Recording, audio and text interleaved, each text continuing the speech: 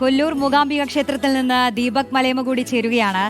ദീപക്, നേരത്തെ തന്നെ അത്ര വലിയ തിരക്കാണെന്ന് നമ്മൾ കണ്ടിരുന്നതാണ്. ഇപ്പോൾ തിരക്ക് വർദ്ധിക്കുകയാണോ അതോ ഈ ഒരു തിരക്കിനെ നിയന്ത്രിക്കാനുള്ള ക്രമീകരണങ്ങളെല്ലാം അവിടെ ഉണ്ടല്ലോ അല്ലേ? കുട്ടികളെ എഴുത്തിനിരുത്തുമ്പോൾ തന്നെ ഒരു കുട്ടിക്ക് എത്ര സമയമാണ്, അങ്ങനെയൊക്കെ ഉണ്ടോ?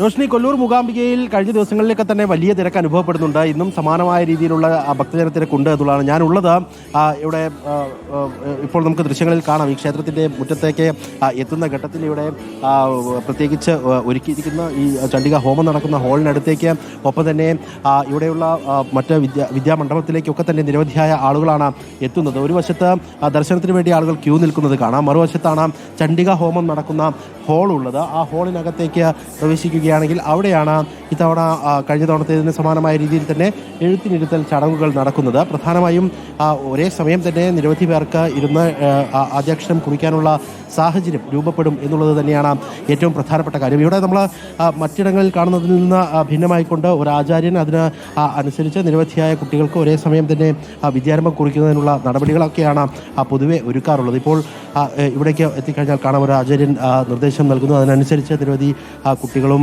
രക്ഷിതാക്കളും ഒക്കെ ആദ്യാക്ഷരം കുറിക്കുന്നതുമായി ബന്ധപ്പെട്ട ചടങ്ങിന് വേണ്ടി ഇവിടെ തയ്യാറായി ഇരിക്കുന്നുണ്ട്. അവരുടെ മുൻപിൽ താലത്തിൽ അരി കാണാം, അതിൽ മഞ്ഞളിൻ്റെ ഒരു കഷ്ണം കാണാം.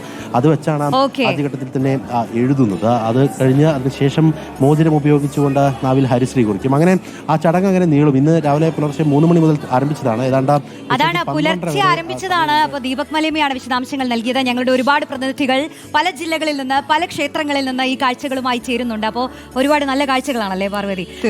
ഗുഡ് മോർണിംഗ് റിപ്പോർട്ടർ ഇവിടെ പൂർത്തിയാവുകയാണ്. ഇനിയിപ്പോൾ അടുത്ത ഘട്ടത്തിലേക്ക് കടക്കാനുള്ള സമയമായി.